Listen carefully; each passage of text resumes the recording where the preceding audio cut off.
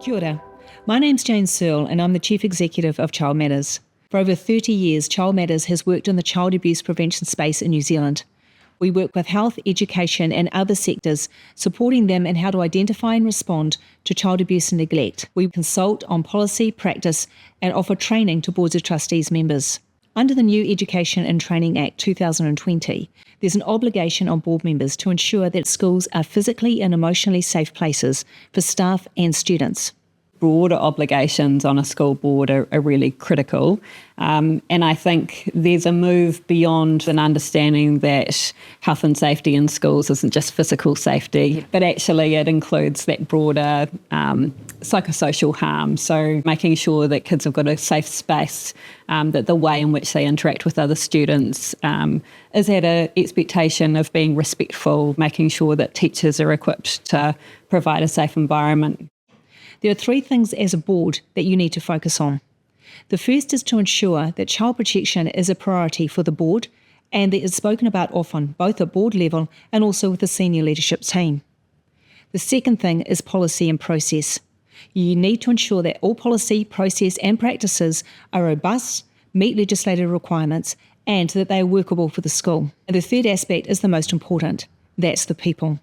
You need to ensure the school has a child protection culture, that you have staff that are aware of their obligations, that are trained to know what to do, and that the board support them in that.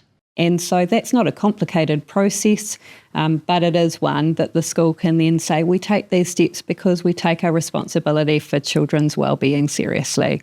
And means that actually the school as a whole can say, we have a culture here where we put child's welfare at the forefront.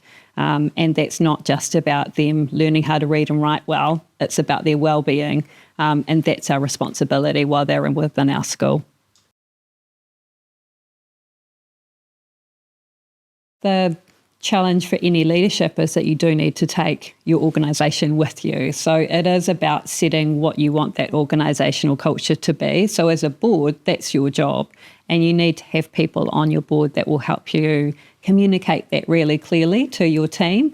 And that goes back to a board making sure that they're appropriately resourcing child protection, that it isn't something that just gets ticked off that one person somewhere has done some training, but actually that there is meaning behind it and there is resources invested in it. And it's a conversation we have, not because it's difficult and challenging to have those conversations so we ignore it, but actually we put it front and centre and we're really proud of the fact that we take these steps to keep our students and our young people safe.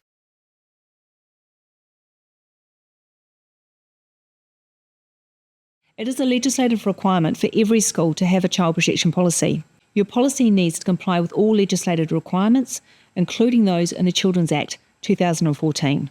Ensure your policy is written in a clear and easy to understand way.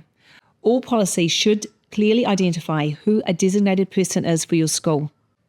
That person needs to be the go-to person if there are any concerns about the well-being or safety of any of the students. It's important that this person is well trained and has the right support for this role. I think there is a real risk if a school doesn't have a designated person who is trained to understand the significance of child protection, to understand what to do when a disclosure is made or concerns are raised about a student or young person. Do we have appropriate training within our staff? We've got this activity coming up. Have we done our vetting? Is there anybody new? Can we make sure that we've just gone over our expectations again, for example? Actually, we've had this activity. Have we had a debrief of that? What did that look like for us? Did we get that right? Or are there things we could have done differently? Would that have looked different with a different group of people or students? Do we need any extra resourcing around that?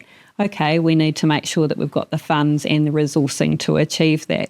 So it's about that full circular picture of planning at the outset, but also then assessment and review so that you ensure that all of those preventative measures that you put in place are actually effective. An area that the board must be proactive in is the training, both training for the board but also for the staff. Staff cannot respond appropriately in often stressful situations if they have not been taught what to do. It's essential that every school has a child protection training program. You need to have a good induction to bring people on board so they understand what those broad obligations look like. And that will involve some training. For a lot of schools, that will start with teachers, but actually it goes beyond that. It's all of the people who are working within your school, whether that's on a voluntary capacity within a classroom, helping children read, for example, right through to extracurricular activities, and making sure that if you have an after or before school program, if you have school sports, cultural activities, arts, drama, all of those extras that are amazing within a school environment, but that the people within them are actually the people that you want around children and are going to take that responsibility seriously. So vetting right at the outset is critical.